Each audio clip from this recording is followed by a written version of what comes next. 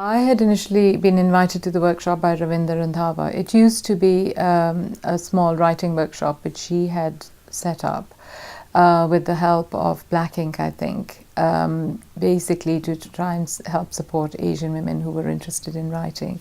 And I think I was doing journalistic work at that time. I set it up as Asian Women Writers Workshop for Asian women writers to be able to bring their work and get feedback on it. I joined in 1984 and I was working as a journalist. I was editing a magazine called Shakti in Southall for the National Association of Asian Youth. So when Ravi phoned me and asked me to join this group, I sort of felt like I would be joining. I thought, how does she know that I write creatively? You know, how does she know I write fiction? Because it hadn't been something I'd shared publicly. She basically tried to seek out people who were in print at that time to try and see if they needed or would enjoy moving into a more creative framework.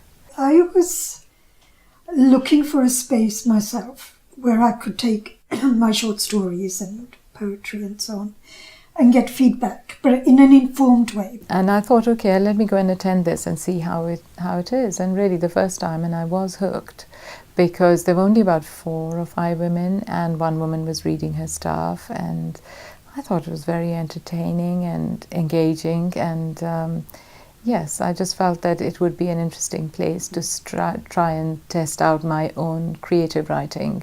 I didn't know whether anyone was going to come or not. We held the meetings at Hungerford House, which was a women's only place near Charing Cross. And so I went along for the first meeting, kind of not knowing, you know, if what was going to happen. And in fact, it was amazing that quite a few women turned up.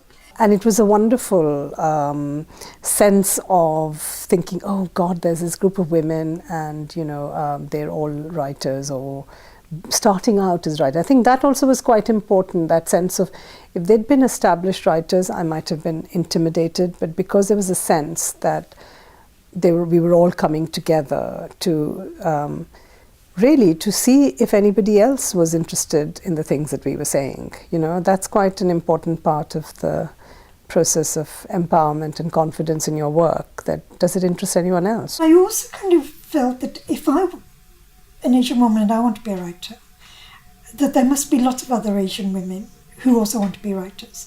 And I was looking to kind of be able to meet others and be able to have that kind of group where, in a sense, you begin a conversation, a dialogue, into which lots of other things feed in.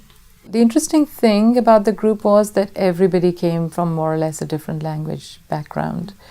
So, I mean, people assume that because it's Asian, there was probably quite a lot of lingo. Actually, no. It was people came from different linguistic and ethnic backgrounds. It's a bit like, you know, putting a note in a bottle and tossing it into the sea.